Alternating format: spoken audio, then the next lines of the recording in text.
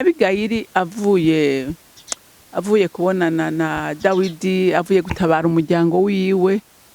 Abigayili ntiyagarutse ngo yikubite ku gatuza avuga ati jewe nkwiye gukora ibikomeye, jewe ndatabaye urugo rwanje ibiki, kuko ngo anagarutse yasanze umugabo ngo yageze ngo yateguye nono amazimano ngo nk'ay'umwami. Yari yateguye ibyo kurya, yateguye ibyo kunywa, abantu buzuye, umunsi mukuru ari umunsi mukuru, abaririmbyi bari urumva yari umunsi mukuru ukomeye. Haleluya. Hanyuma Abigayili ngo ashitse nta jambo na rimwe yakuye mu kanwa, yaracecetse. Ubu nagomba kubaza zina mudamu wese ari aha hantu ariko aranyumva, mbega iyo ba wewe wari kubyifatamwo gute?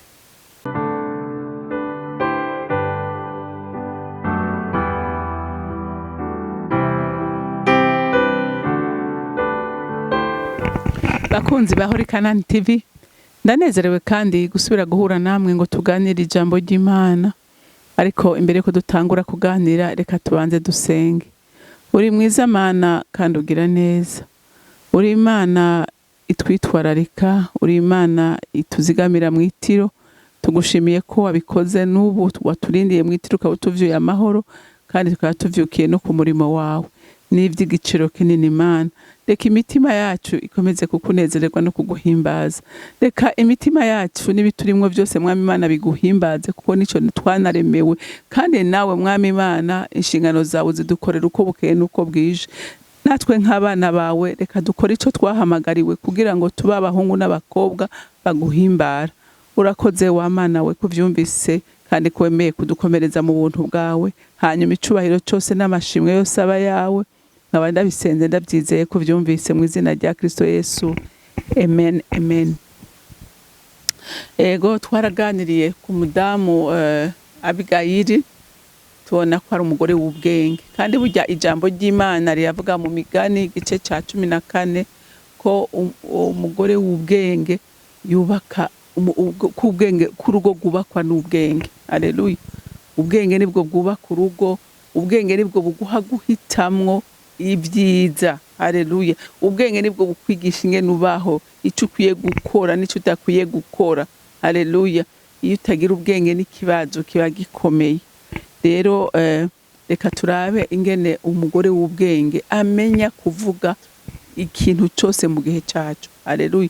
Ntapfa kuvuga ibyo abonye byose, ntapfa kubivuga mu gihe cyose abonye. Haleluya. Reka dusome muri Samweli wa mbere igice ca 25, turasoma kuva ku murongo wa 36 dushikane ku murongo wa 38. Haravuga ngo nuko Abigayili asubirayo asanga Nabali yarondeje inzimano mu nzu yiwe nk'inzimano y'umwami, asigaye nezerewe mu mutima kandi yaborewe cyane.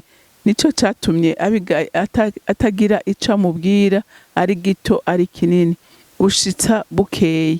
Nuko bukeye umuvinyu umuvuyeko, umugore wiwe aramwiganira ivyo umutima wa Nabali uca urahagarara acika nk'igiti. Haheze iminsi nk'icumi Uhoraho akubita Nabali arapfa. Amen. Murumvise yuko Abigayili avuye kubonana na Dawidi, avuye gutabara umuryango wiwe. Abigayili ntiyagarutse ngo yikubite ku gatuza avuga ati jewe nkwiye gukora ibikomeye, jewe ndatabaye urugo rwanje ibiki, kuko ngo anagarutse yasanze umugabo ngo yageze ngo yateguye nono amazimano ngo nk'ay'umwami. Yari yateguye ibyo kurya, yateguye ibyo kunywa, abantu buzuye, umunsi mukuru ari umunsi mukuru, abaririmbyi bari urumva yari umunsi mukuru ukomeye. Haleluya.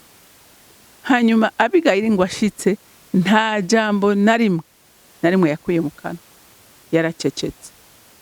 Ubu nagomba kubaza zina mudamu wese ari aha hantu ariko aranyumva, mbega iyo ba wewe wari kubyifatamwo gute? Wari kubyifatamwo gute? Yarimye Dawidi donc ivyo yamusavye.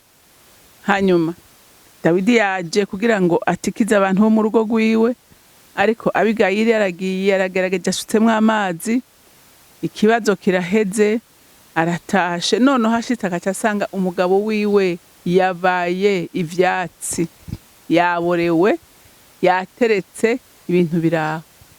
Wumva we wari kuvyifatamwo gute? Wari kuvyifatamwo gute?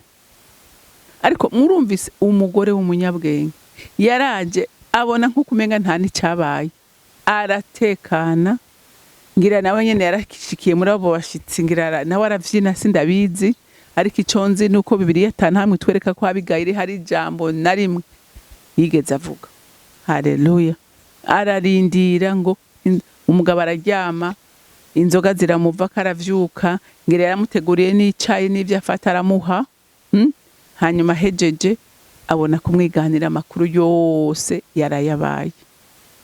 Umugabo ngo avyumvise agira ubwoba bwinshi cane, agira ubwoba gushika ngo aho umutima wiwe ngira waciye uhagarara, ngira hari hasigaye hatera akantu amera nk'igiti, nukuvuga ko yaciye gira avese. Hanyuma ngo haheze iminsi 10 yagira iki? Arapfa. Iri jambo rishaka kutwigisha iki? Iri jambo rishaka kutwigisha ni waba hari ikintu cyose ugomba kuganira ari n'umugabo wawe, ndetse cyane cyane umugabo wawe kuko niwe muba musangiye byinshi, ntukavuge mu gihe kidakwiriye. Haleluya. Imbere yo kuvuga abanza urabe ni igihe ciza, ni igihe ciza ashobora kumva ico ndiko ndamubwira, kuko abadamu kenshi turi abantu dutwarira hejuru, uko ishavu rigize ugasanga niko turiko turakora. Rero iyo uri kuravuga ushavuye wica byinshi. Haleluya. D'abord ivyo uvuga ntubanza kuvyumvira ko neza ivyo ugomba kuvuga. Haleluya. Kandi n'uwibwira deja umubwiye ushavuye nawe aba acashavura, nawe cyangwa ukamubwira muri leta atari yo kumva, atari yo kumva.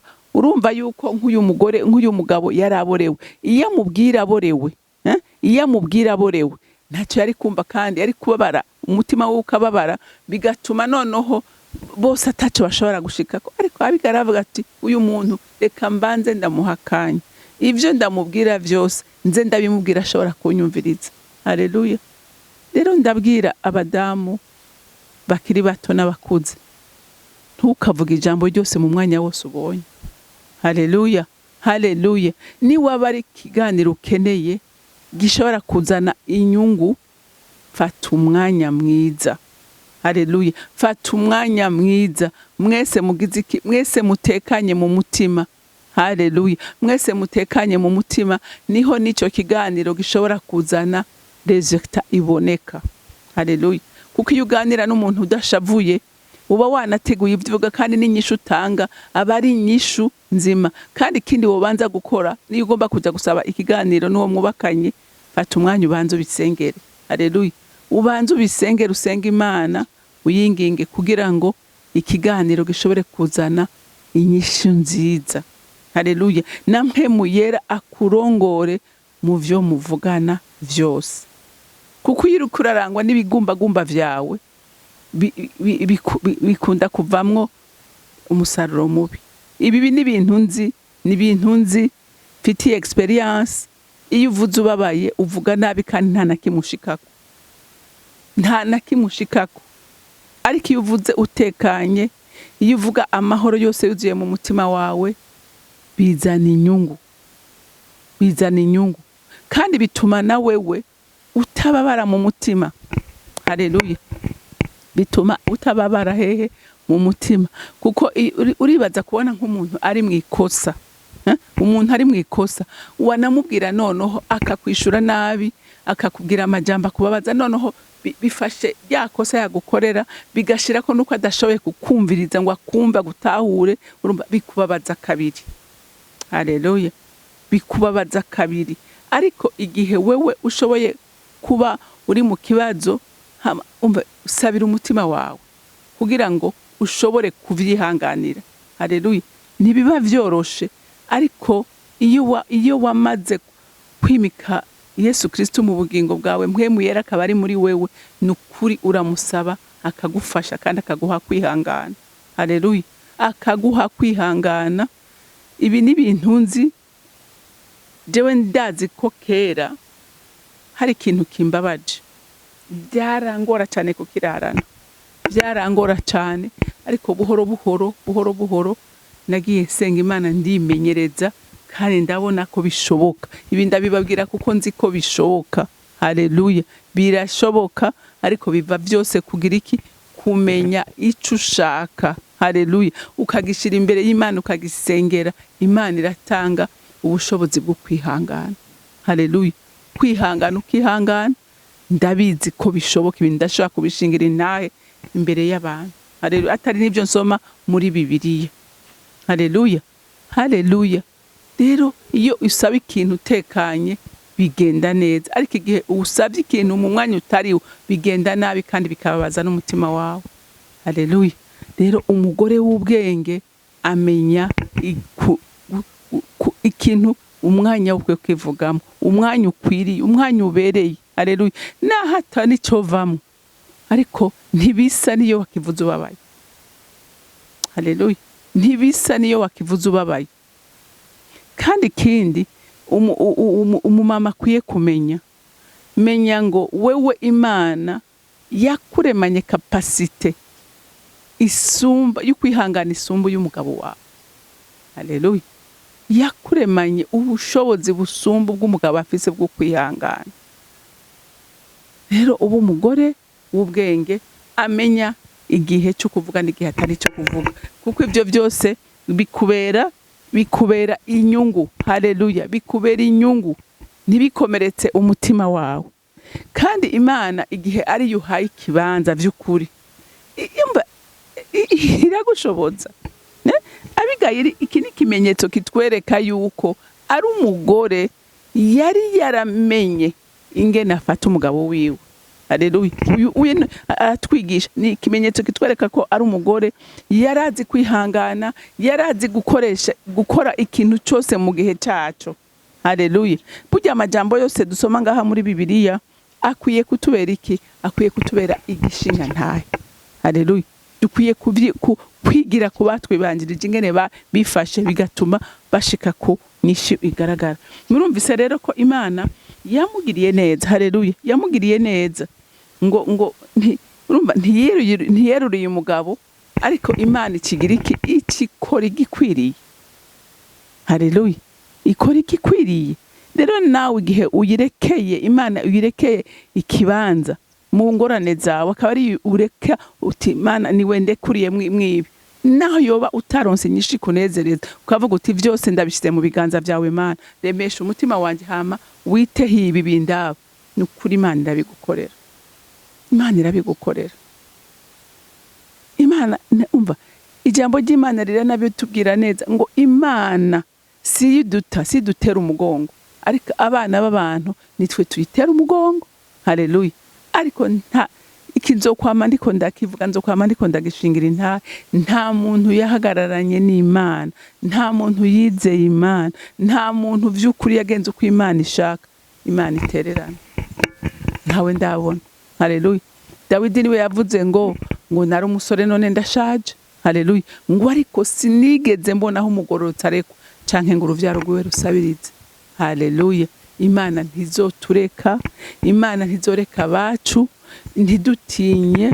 Haleluya. Dukomere ko dufise Imana idukunda, kandi Imana ishoboye byose, kandi Imana iri hejuru ya byose.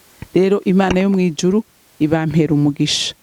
Mana data rugira byose uri mwijuru, uri Imana nziza, uri Imana itwitwararika, uri Imana itugwanira intambara, uri Imana iduha ubwenge, uri Imana iduha amahoro, uri Imana iduha umunezero, uri Imana uri umutabazi wacu muri vyose Mana.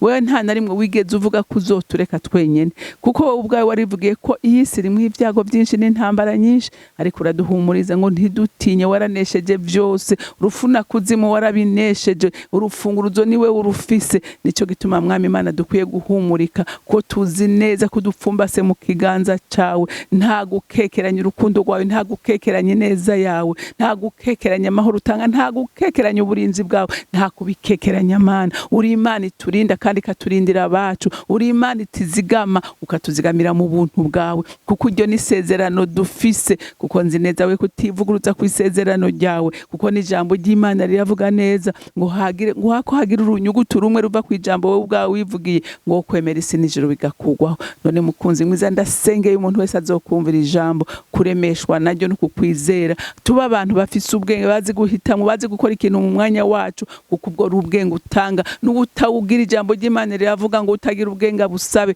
urabutanga Mana. None ndagushimiye kuvyumvise kandi ko wemeye kubidukorera. Nta micubahiro cose n'amashimwe yose aba yawe, nkaba ndabisenze ndabyizeye kuvyumvise mu izina rya Kristo Yesu. Amen, amen. Mwarahezagiwe, mugira umunsi mwiza.